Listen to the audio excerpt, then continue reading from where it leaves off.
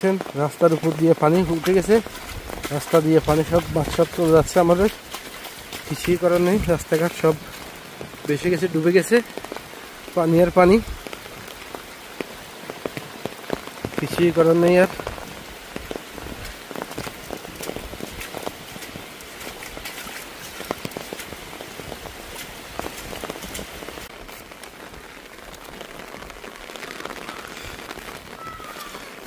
প্রিয় দর্শক, আপনারা দেখতেছেন যে কিভাবে পানির স্রোতের সাথে মাছ সবটি চলে গেছে, আমার সবগুলো পজেটে বেসে গেছে, আর মাছ রক্ষা করার কোনো ব্যবস্থা রইল না।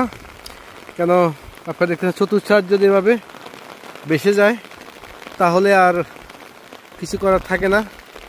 আপনারা যারা মাছ চাষ করেন সবাই সতর্ক থাকেন, আমার মতো লস করে দিবেন না, কেউ বিপদগ্রস্ত হবেন না।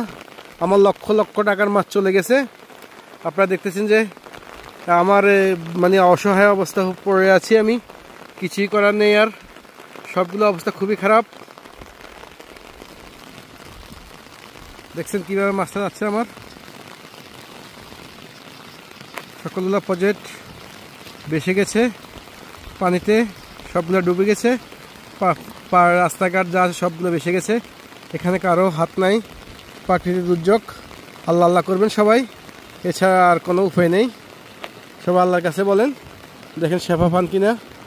হ্যাঁ, দেশের অবস্থা খুবই খারাপ, এর ভিতরে বন্যা।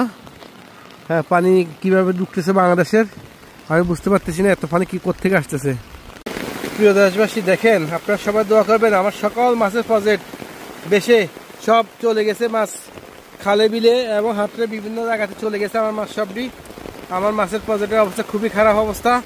আমি প্রচণ্ড বৃষ্টির কারণে আমার প্রজেক্ট সবটি বেসে গিয়েছে এবং সব মাছ চলে গেছে। আমি আসলে অনেক বিপদগ্রস্ত হয়ে গেলাম। হ্যাঁ, অর্থনৈতিকভাবে অনেক সমস্যা হয়ে গেছে আমার। আপনারা সবাই দোয়া করবেন যেহেতু অন্তত কোনো রকম অন্তত যেহেতু আমাকে অন্তত আল্লাহ ধৈর্য ধারণ করার ক্ষমতা দেয়। সকল অবস্থা খুবই খারাপ অবস্থা, আমার অবস্থা খুবই খারাপ। আসলে আমাদের এই মাছগুলো যে যাচ্ছে, এই মাছগুলো কারা খাবে? আমরা তো আর খাবো না, কেউ না কেউ এই মাছগুলো খালে বিলে নিরীহ মানুষ যারা রয়েছেন, যারা মাছ ধরে খান, বেয়াল জাল, এরপরে আপনার এই যে কই জাল, বিভিন্ন জাল টাল যারা বসান এবং যারা মাছ সবসময় ধরেন এবং খালে বিলে বিস্তা জাল সহ, হ্যাঁ এরাই খাবে। তো যাই হোক, খাক, আমার কোনো সমস্যা নেই, আমরা তো আর সেখানে ধরবো না, খাবো না, কেউ না কেউ তো ধরবে আর খাবে। কিন্তু আপনারা সবাই দোয়া করবেন যেহেতু কিছু মানে অন্তত ধৈর্য ধারণ করার ক্ষমতা দেয়। সব কিছু পানি আর পানি, মানে এত বেশি পানি হয়ে গেছে, পানি উল্টা আমাদের এলাকায় ডুবতেছে। খাল বিল দিয়া বড় বড় খাল থেকে পানি আমাদের এলাকায় ডুবতেছে। আমাদের এলাকায় বৃষ্টি পানিতে যে পানি হচ্ছে এর থেকে বেশি পানি শুধু বিভিন্ন খালের থেকে, বিভিন্ন গাং থেকে, সাগর থেকে আমাদের এদিকে পানি আসতেছে আর পানি ডুবতেছে। আপনারা দেখেন এই যে একটা অবস্থা, এই যে পানি, এই দেখেন পানি, এই পানি সব পানি হয়ে গেছে। হ্যাঁ, আর মানে পানি রক্ষা করার মতো কোনো ব্যবস্থা নাই বললেই চলে। নেট ম্যাটও এক পর্যায়ে যেখানে দেওয়ার প্রয়োজন দিয়েছি, আর দেওয়ার মতো শরীরের অবস্থা ভালো না, দেওয়ার মতো সুযোগও নাই। কারণ প্রজেক্ট আমার অনেকগুলা, আপনারা জানেন ভুইয়া মৎস্য খামারের অনেকগুলা প্রজেক্ট রয়েছে এবং গতকালকে রাত্রেই সারা বৃষ্টি হয়েছে।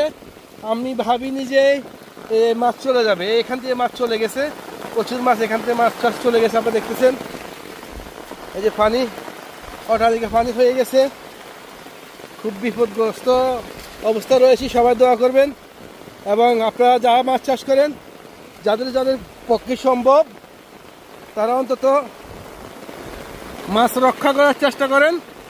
না হলে আপনারা এই সমস্যা যদি পড়েন, এই সমস্যাটা, এই ঋণ পরিশোধ করাটা অনেক টাফ ব্যাপার হয়ে যাবে।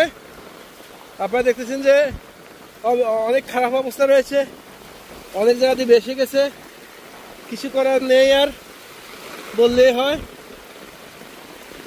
হ্যাঁ, এই সবগুলো এক হয়ে গেছে পানি। এই দেখছেন আমার প্রজেক্টের অবস্থা, দেখছেন যে এই মুহূর্তে আমার কাছে আর কিছু করার আছে বলে মনে হয় না। খুবই খারাপ অবস্থা হয়ে গেছে আমার।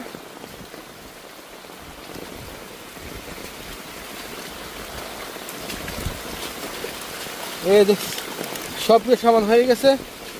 যে কি করব এখন ভেবে পাচ্ছি না, এত পানি হচ্ছে। যে পানি যদি বন্ধ হইতো বৃষ্টি বাদল, তাহলে না হয় একটা কিছু করতে পারতো না। এত পানি হয়েছে যেটা বন্ধ হওয়ার মতো কোনো, বৃষ্টির কোনো বন্ধ হওয়ার কোনো লক্ষণ দেখতেছি না। হ্যাঁ, খুব একটা খারাপ অবস্থা রয়েছি আমরা। সব সাইডগুলো যারা মাছ চাষ করে তারা বুঝবে আসলে কত বড় ক্ষতি এবং লসের মুখোমুখি আমি রয়েছি। লক্ষ লক্ষ টাকার মাছ চলে গেছে আমার। হ্যাঁ, কয়েক লক্ষ টাকার মাছ আমার চলে গেছে। দেখছেন আপনারা,